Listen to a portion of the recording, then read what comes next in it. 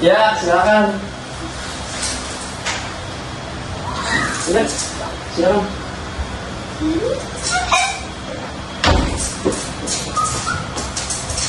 Oke, baik. Gimana kabarnya hari ini?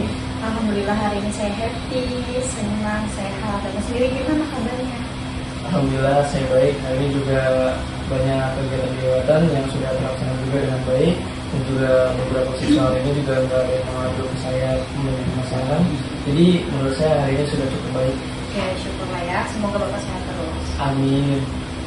Oke, sebelumnya boleh kita berkenalan terlebih dahulu. Betul dong Pak. Ya, baik.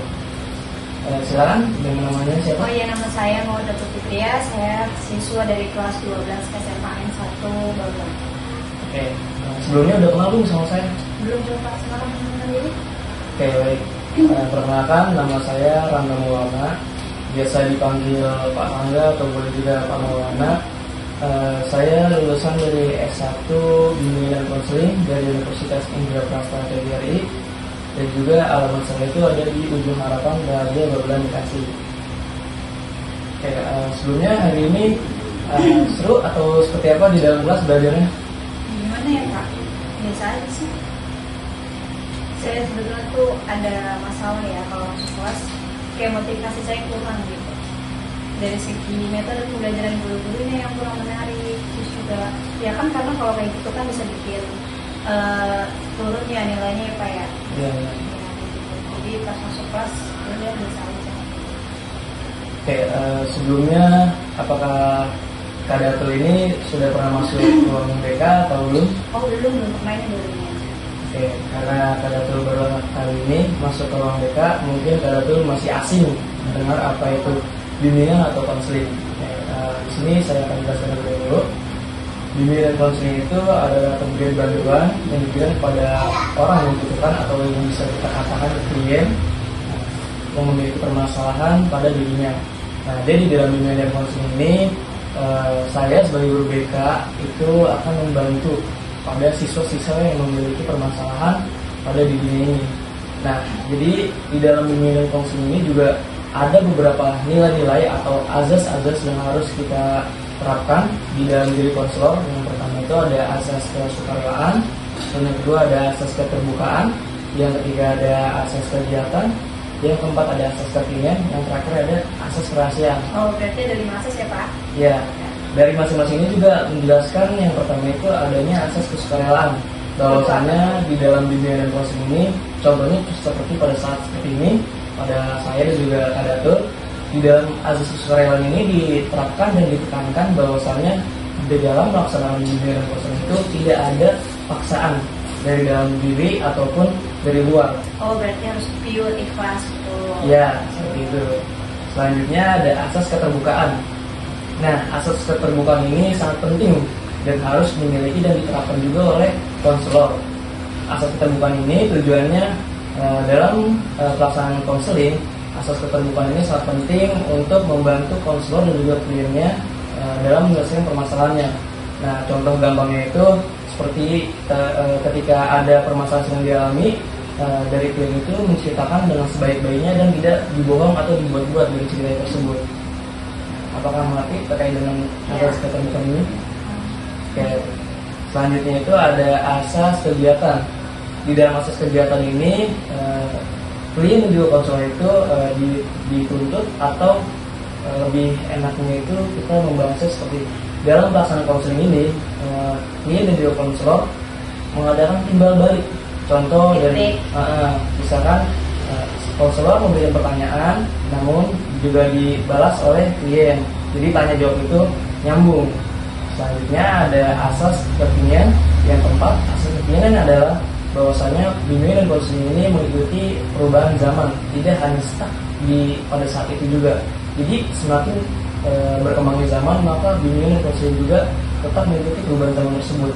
Dan tujuannya apa? Untuk menyelesaikan dan mengentaskan permasalahan yang sedang dialami oleh klien. Berarti terus upgrade ya Pak ya? Ya, betul. Dan yang terakhir ada asas kerahasiaan. Asas kerahasiaan ini adalah asas yang paling penting di 5 asas yang tadi ini. Karena asas kerahasiaan ini bertujuannya adalah untuk menjaga permasalahan atau hal penting yang dimiliki oleh klien. Misal ada permasalahan yang tidak semua orang itu harus tahu, maka konselor itu harus bisa menjaga, dan juga tujuannya untuk memperkuat klien agar bisa percaya kepada konselor. Seperti itu. Oh, berarti saya ulang lagi Pak, berarti ada 5 asas. Yang pertama tadi asas kesukarelaan, Iya, betul. terus keterbukaan, kegiatan, kekinian, sama satu lagi kerahasiaan. Iya. Jadi itu yang mesti ada di dalam Bimbingan dan konseling. Nanti saya bakal buka soalnya. Oke, baik. Selanjutnya di sini juga saya ingin menjelaskan bahwasanya di dalam bimbingan dan konseling ini memang karena waktu kita terbatas ya gitu. Jadi kita kurang lebih bisa memaksimalkan waktu 45 menit. Nah, karena hari ini kita Kak Datul ini ke ruangan saya pada saat jam istirahat. Jadi waktu kita hanya sebatas 30 menit di waktu istirahat. Dan tujuannya ini agar waktu ini tidak memakan atau memotong dari waktu jam pelajaran Kak Datul. Oke, baik. Kalau memang Kak Datul sudah mengerti, sebelum kita melanjutkan pada tahap selanjutnya atau kegiatan selanjutnya, apakah ada yang ditanya lebih dahulu sebelum kita melaksanakan kegiatan berikutnya? Oke, baik. Sebelum kita melanjutkan pada kegiatan yang selanjutnya, apakah ada pertanyaan terlebih dahulu dari mengenai penjelasan BK atau perkenalan diri saya? Oke ya, mungkin langsung aja kali ya tanya ke masalahnya. Oke, boleh. Soalnya akhir-akhir ini memang saya tuh kalau di ruangan emang kurang semangat itu, kurang termotivasi ya, entah dari gurunya, entah dari lingkungan kelasnya atau dari teman-temannya. Nah itu tuh permasalahan itu muncul, maksudnya ada sebabnya atau enggak sih biasanya kalau dalam ilmu BK? Oke, dari yang tadi sudah dijelaskan, memang bahwasannya faktor lingkungan dalam belajar itu sangat mempengaruhi. Dari yang tadi barusan sudah dijelaskan terkait dengan rasa atau motivasi menurun karena dari cara belajar atau cara mengajar guru, itu memang sangat memberikan dampak negatif. Terutama contoh misalkan ada dari guru yang mengajar dengan pembahasan yang tidak sesuai atau cara mengajarnya itu yang tidak sesuai pada siswa, terlalu monoton dan terlalu kolot gitu. Iya, betul. Karena kita tahu bahwasannya nggak semua siswa itu cara belajarnya sama. Karena setiap siswa kan punya kecerdasan masing-masing. Ya, betul, benar. Memang kalau misalkan kita sebagai guru atau pengajar itu harus memiliki cara ya. Dan juga bagaimana cara kita tahu misalkan murid-murid kita itu bagaimana sih cara belajar yang sesuai pada dirinya. Misal Kak Datul cara belajarnya atau gaya belajarnya visual, dan depannya ada audio. Berarti sebagai guru itu harus bisa menguasai dari keduanya itu. Ada juga yang audio visual Pak. Iya. Jika memang seperti itu kan berarti guru sudah cukup gitu, sudah mampu untuk melaksanakan dan juga tidak membuat jenuh pada siswa-siswa yang memiliki gaya belajar yang berbeda-beda. Iya, berarti memang dari guru juga ya Pak, penyebab dari kurangnya motivasi saya pada saat saya di kelas. Tapi kalau misalkan dalam diri saya atau di lingkungan teman juga saya kurang support dari orang tua. Jadi orang tua saya itu sibuk kerja Pak. Gitu. Jadi saya kalau misalkan mereka lagi libur bukannya belajar tapi kita malah pengen barang gitu. Jadi mereka kayak kurang ngasih semangat untuk saya belajar, terus ya pokoknya kurang perhatian. Mohon maaf sebelumnya Bapak boleh bertanya terlebih dahulu, apakah dalam 1 minggu ini orang tua Kak Datul itu meluangkan waktu di rumah itu sekitar berapa hari gitu, atau ya paling kalau libur aja Sabtu atau weekend berarti?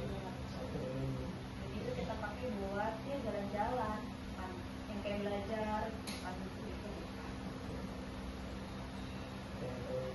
Berarti Kak Datul ini memiliki keluarga yang terlalu sibuk gitu ya? Oke, baik. Tapi kalau misalkan Kak Datul untuk belajar di rumah, apakah suka atau? Saya kayak anak-anak pada umumnya aja, kadang suka, kalau di males ya itu lebih pengen keluar aja. Kalau Kak Datul itu kalau di rumah, apakah setelah selesai sekolah itu mengerjakan tugas atau PR yang diberikan oleh guru atau? Iya dong, pasti Pak. Saya kan anak wajib, masa ngerjain tugas. Bagus. Oke, selanjutnya apakah ada permasalahan yang dirasakan oleh Kadatul selain dari motivasi yang rendah atau gaya mengajar guru yang kurang sesuai dengan gaya belajar Kadatul? Dan juga tadi juga sudah Kadatul jelaskan, orang tua Kadatul juga kurang mensupport dari dalam berkomunikasi dan juga untuk mengajarkan pembelajaran di rumah. Ya mungkin itu aja sih, lebih kurang support kalau di rumah. Kan karena guru kedua kita itu kan kalau di rumah orang tua ya kayak. Ya. Ya mungkin harusnya sebagai orang tua juga bisa lah ya menyisihkan waktu buat ngajarin anaknya belajar, terus kayak nemenin lah seenggaknya kalau dia nggak bisa ngajarin gitu, nemenin aja, itu kan juga salah satu bentuk support kan gitu, Ya. secara nggak langsung dan contoh kecilnya. Oke, baik. Oke, baik. Jika memang sudah tidak ada permasalahan lagi yang belum dirasakan, selanjutnya saya akan menafsirkan dari permasalahan yang dialami oleh Kadatul ini.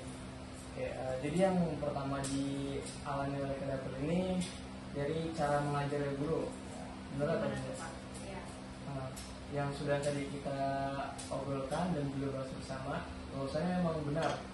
Jadi cara guru mengajar itu memang sangat mempengaruhi, yang terutama pada siswa-siswa yang memiliki gaya belajar yang tidak sesuai dengan yang dimiliki oleh gurunya tersebut. Seperti yang sudah Kadatul jelaskan, memang guru yang tidak sesuai dari cara mengajarnya atau menggunakan gaya belajar yang tidak sesuai itu sangat menurunkan motivasi belajar siswa, karena tidak semua siswa itu dapat memahami ataupun bisa menangkap secara langsung yang dijelaskan oleh guru tersebut. Dan juga selanjutnya itu dari lingkungan belajarnya, nggak cuma dari guru. Jadi emang teman itu, teman sekelas itu atau lingkungan sekelas itu juga sangat berdampak, sangat negatif. Misalkan jika memang dari kelas tersebut itu orang-orangnya kurang baik atau suka bercanda, nah Itu kan mendispek ya Pak ya. ya betul. Nah kan tipe Kadatul ini kan visual dan juga audio. Iya, kalau saya dua-duanya sih Pak. Ya. Soal itu. Nah kalau yang dari tipe audio ini itu bisa terbentur. Jadi ketika guru sedang menjelaskan, suasana kelas itu sedang ricuh.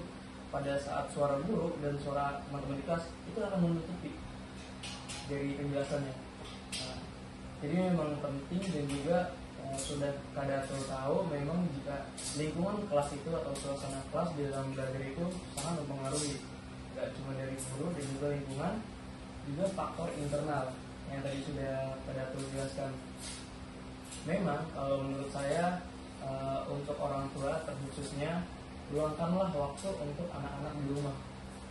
Dan juga saya lebih menyarankan pada orang tua pada saat ini atau zaman sekarang, luangkanlah beberapa waktu, semisal pulang kerja ataupun ada waktu senggang, ada liburan atau ada seperti jam-jam kosong, luangkanlah menelpon anak atau seperti menanyakan, karena disitulah jika ada komunikasi yang baik dari orang tua, maka anak pun hatinya senang dan merasa bahwa saya dihargai sebagai anak.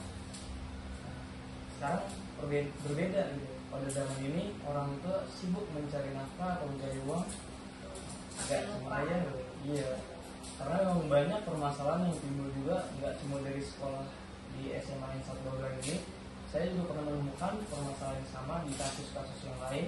Itu banyak sekali permasalahan pada anak yang mengalami orang tuanya itu terlalu sibuk, dan ujung-ujungnya anak tersebut ini menjadi orang yang kurang baik gitu. Dan dia merasa sendiri tentunya. Ya betul, kurang dihargai, jadi dia ikut pada teman-temannya sering keluar malam dan ujung-ujungnya banyak tersebut tawuran dan juga sebagainya. Dan dengan dia merasa sendiri itu, makanya dia motivasinya turun sendiri ya Pak. Iya betul, karena dia berpikir tuh seperti ini, orang tua itu sudah nggak mikirin saya gitu, jadi saya bebas kemana-mana.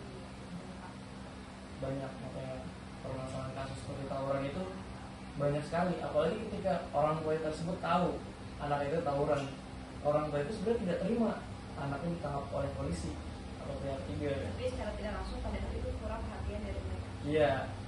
Nah yang lebih parah itu kebanyakan dari orang tua saat ini sering menyalahkan guru BK, bahwasannya kenapa tidak dijaga anaknya, sedangkan kami atau guru-guru di sekolah itu, guru BK sudah menjaga bahkan dari awal masuk sampai nanti anaknya sudah pulang.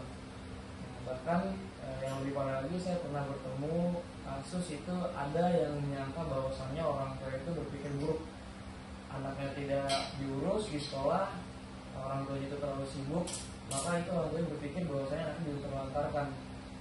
Nah, setelah ditangkap oleh polisi sudah ketahuan ikut tawuran, orang tuanya marah-marah dan menuntut pihak sekolah.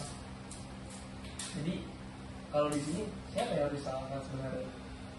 Dan juga mungkin ya kita tidak pernah tahu ya bahwasannya cerita dari anak pada orang tua itu kan berbeda mungkin. Dan juga saya tidak seujon, memang mungkin anak-anak saat ini cukup berbeda mungkin, karena kita juga tahu perkembangan zaman atau teknologi ini kan bisa membuat keruh suasana di sekolah juga. Banyak yang mungkin mengadu kepada orang tua dan juga guru BK. Kebanyakan juga guru BK di sekolah itu selalu dicap sebagai polisi sekolah. Namun sebenarnya itu guru BK di sekolah itu tujuannya untuk membantu permasalahan yang dialami oleh siswa tersebut. Seperti itu. Berarti banyak ya Pak kasus-kasus yang lain, gak cuma motivasi belajar aja, ya, tapi juga mengenai faktor lingkungan yang kayak tadi, tawuran dan sebagainya. Iya benar. Ya memang karena jadi awalnya itu memang dari pola pikir sebenarnya, dari pola pikir yang kurang dikembangkan dan juga kurangnya dari dorongan orang tua. Dan juga faktor sekarang seperti itu, orang tua sekarang dan dulu kan memang berbeda. Oke, selanjutnya kan yang permasalahan dialami juga oleh Kak Datul sebenarnya memang mirip-mirip.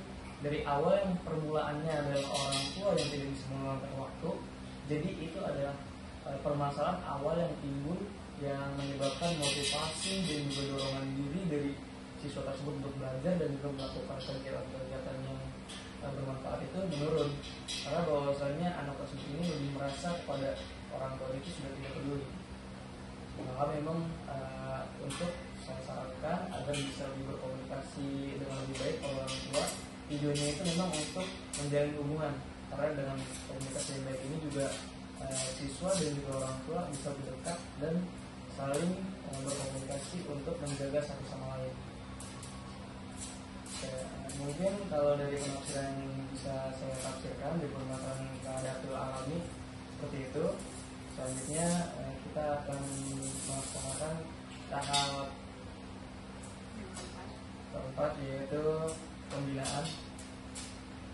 Oke, mungkin itu saja yang dapat Bapak tafsirkan atau saya tafsirkan dari permasalahan yang Kak Datul alami. Selanjutnya kita akan mencari solusi atau jalan keluar yang permasalahan yang sedang dialami oleh Datul saat ini. Iya, boleh Pak, saya sangat menunggu solusi itu karena saya juga capek ya Pak. Maksudnya kalau misalkan udah masuk dalam kelas nih awalnya itu udah beda, kayak murung, males, ngantuk ya, pokoknya kurang semangat lah gitu ya. Terus nanti kalau menurut itu mempengaruhi nilai saya, nanti pasti saya bakal diomelin sama orang tua saya. Pasti mereka bakal kecewa dan saya nggak mau seperti itu sama saya. Oke, baik. Kalau memang Kak Datul tidak ingin mengecewakan orang tua, mari kita menemukan solusi dari permasalahan ini. Oke, baik. Jika memang Kak Datul tidak ingin mengecewakan orang tua Kak Datul, oke, mari kita temukan solusi dari permasalahan yang saat ini sedang dialami.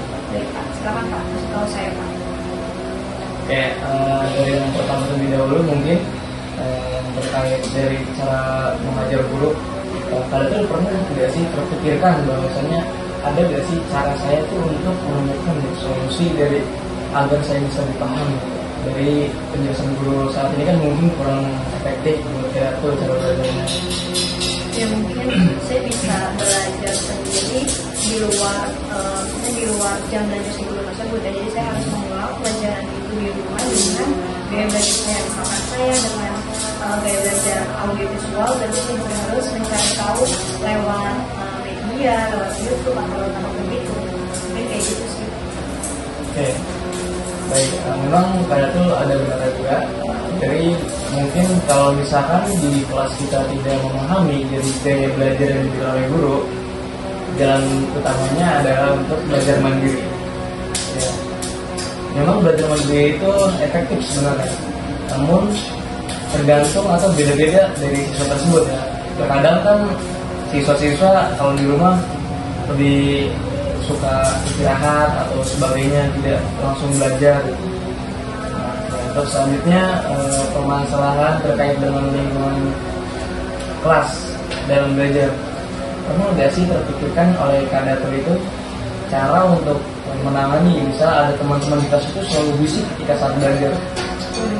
Kayaknya sampai sekarang tuh sulit terlupakan ya Pak ya. Iya. Karena kalau misalkan guru yang bilangin pun, ya mungkin mereka diam, tapi cuma sebentar aja. Setelah itu dia berisik lagi kayak gitu. Dan saya yakin teman-teman saya terdistract, tapi dari teman-teman saya juga terdistract ikutan juga. Karena suara-suara mereka yang ya bisa dibilang lumayan besar. Iya, memang betul. Iya betul. Memang dari permasalahan tersebut itu memang sulit untuk direda atau diselesaikan karena memang setiap siswa itu suka bandel sendiri gitu. Dari udah ketika dibilangin sama guru, nantinya bakal seperti itu lagi. Memang dari pola pikirnya harus terbuka lebih dahulu. Memang itu cara yang efektifnya itu kita itu memang harus mencoba untuk fokus gitu. Fokus kepada pembelajaran. Walaupun memang kita sudah sangat fokus, jika memang tidak bisa, tujuan terakhirnya adalah untuk belajar mandiri yang benar. Oke, selanjutnya permasalahan dari dalam diri Kadatul. Contohnya yang tadi sudah dijelaskan, dari mungkin orang tua Kadatul itu sangat sibuk sekali sampai-sampai tidak ada waktu untuk Kadatul. Kira-kira pernah nggak sih Kadatul itu berpikir bahwasanya ada cara nih untuk menyelesaikan permasalahan tersebut agar orang tua saya atau orang tua Kadatul bisa meluangkan waktunya lagi pada Kadatul dengan lebih banyak? Kalau itu sih belum pernah terpikirkan ya Pak, belum pernah tahu gimana cara saya untuk bisa mendapatkan waktu lebih banyak bersama orang tua dan keluarga saya. Makanya saya datang ke sini meminta bantuan dan bimbingan dari Bapak. Mungkin setelah saya keluar dari ruangan ini, saya bisa mendapatkan solusi, bisa mendapatkan jawaban atas pertanyaan-pertanyaan yang saya punya. Oke, dari yang tadi sudah Kadatul jelaskan, kita sudah membahas terkait apa saja terkait dari permasalahan tentang orang tua Kadatul tadi. Yang pertama, iya, komunikasi kan Pak. ya, nah memang yang tadi barusan Kadatul bilang komunikasi itu memang sangat penting. Nah, dari yang Kadatul bangun itu komunikasi terlebih dahulu. Nah, jika Kadatul membangun komunikasi yang baik itu pada orang tua yang seperti tadi kita sudah obrolkan bersama. Dari yang pertama itu kita membangun obrolan terkait pertanyaan, misal menanyakan kabar. Nah, terus bangun juga komunikasi yang baik, tidak hanya menanyakan dari kabar, menanyakan juga apakah ada waktu yang luang atau bisa meluangkan lebih banyak waktu agar bisa mengajarkan Kadatul. Itu juga sudah termasuk ke dalam komunikasi yang baik. Nah, dari membangun ini tujuannya adalah untuk membangun komunikasi pada orang tua lebih baik agar orang tua itu bisa meluangkan waktunya lebih banyak di rumah. Nah, memang agak sulit untuk orang tua yang kalau bekerjanya itu sudah sangat sibuk. Tapi ada kemungkinan kecil juga, ada peluang masih bisa orang tua terketuk pintu hatinya agar bisa lebih meluangkan waktunya kepada anak. Enggak, berarti selain dari komunikasi, gimana cara kita ngasih tahu ke orang tua kita bahwa kita itu butuh support? Oke, dari dalam diri kita juga Kadatul. Nah, kita itu harus lebih terbuka kepada orang tua. Nah, misalkan kita merasakan ingin kasih sayang, jadi diri kita ini harus berani untuk berbicara dan juga untuk ngomong langsung gitu. Kalau kita obrolkan kepada orang tua itu, kita itu harus mengungkapkan isi dan perasaan hati kita kepada orang tua. Karena orang tua itu pada saat bekerja tidak terpikirkan perasaan anak pada saat itu, karena fokusnya terpecah pada pekerjaan dan juga tugas-tugas yang lainnya ada di tempat kerjanya. Nah, dengan cara anak tersebut ini bisa atau Kadatul sendiri mengungkapkan perasaan yang sedang dialami, misalnya Kadatul mengalami motivasi yang rendah belajarnya itu, kita ungkapkan saja kepada orang tua. Nah, itu juga masih termasuk dalam komunikasi yang baik karena kita sudah berani untuk mengungkapkan perasaan atau berbicara secara langsung perasaan kita kepada orang tua. Nah, dengan cara itu orang tua akan terpikirkan bahwasanya oh iya nih, bahwasanya saya terlalu sibuk sampai-sampai anak saya itu menurun motivasinya. Entah karena memang saya terlalu sibuk atau memang jarang ada waktu untuk mengajarkan belajar atau sebagainya. Nah, jadi dengan cara itu yang lebih efektifnya kita tuh harus bisa untuk berbicara atau berani untuk mencoba berbicara pada orang tua kita. Oke, baik. Apakah ada yang ingin ditanyakan sebelum kita melanjutkannya? Mungkin dari pertanyaan atau dari jawaban-jawaban saya yang tadi sudah Sejauh ini mungkin udah Pak. sudah cukup Pak. Oke, baik. Baik Pak, kayaknya sejauh ini udah cukup sih Pak, penyampaian dan pemaparan dari Bapak sudah saya pahami sedikit-sedikit gitu. Mungkin ada yang lain Pak? Oke, karena Kak Datul sudah memahami dari permasalahan yang sudah tadi Kak Datul alami dan juga dari cara-cara yang tadi sudah Kak Datul ini laksanakan juga. Oke, saya akan jelas lebih dahulu untuk beberapa dampak positif mungkin ya dari yang tadi yang ingin Kak Datul laksanakan, dari cara-cara yang tadi sudah Kak Datul berikan juga, dari bangun komunikasi dan juga belajar mandiri dan juga yang lain-lainnya, itu memang berdampak positif untuk Kak Datul.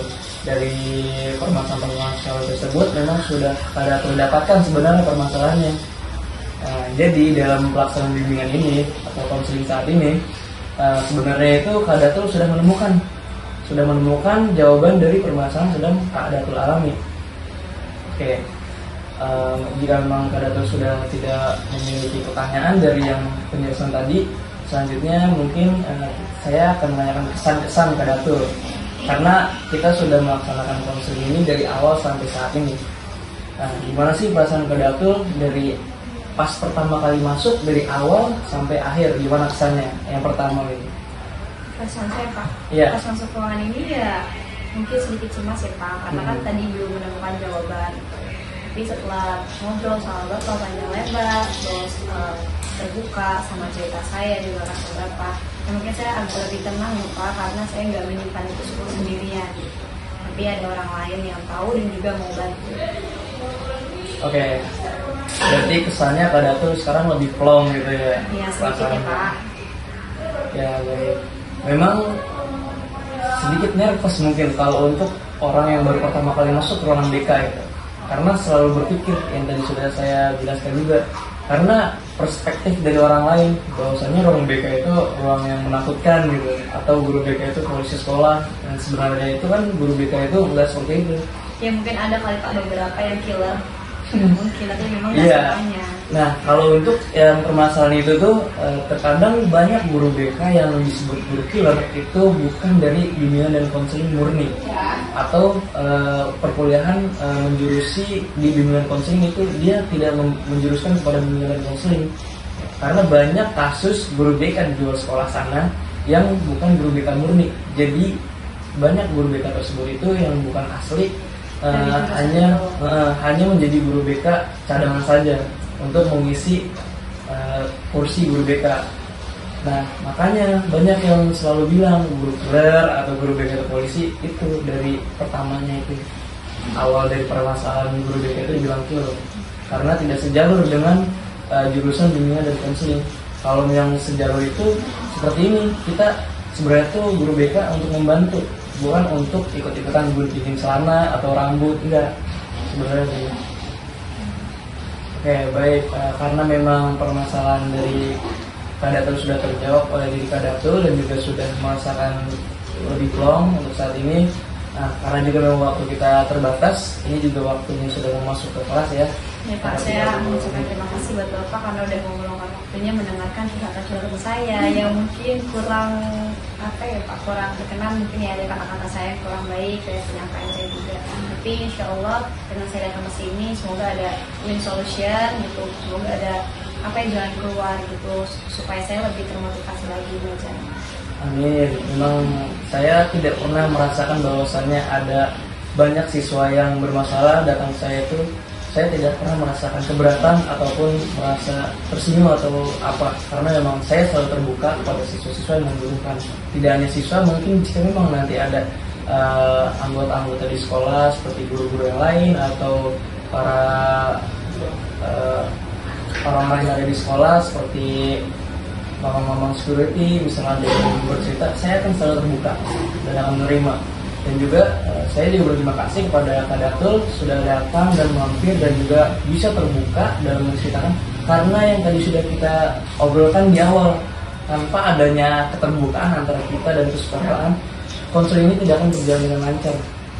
Karena dari itu saya ucapkan juga terima kasih dan juga mohon maaf apabila penerimaan dari saya kurang layak atau seperti kurang bagus, dan juga jika memang nanti Kak Datul masih memiliki permasalahan yang dialami atau ada lagi permasalahan yang Kak Datul alami, silakan saja datang ke ruang BK. Saya akan selalu terbuka untuk Kak Datul terpanggil. Siap, terima kasih banyak Pak. Oke. Saya mohon pamit juga ya Pak. Ya. Karena kali juga kan udah mau Masuk ya. Oke baik, terima kasih Ya. Kak Datul. Terima kasih ya Pak. Iya. Saya Ayo. pamit. Saya antar. Assalamualaikum. Waalaikumsalam. ただ生きるのは嫌だ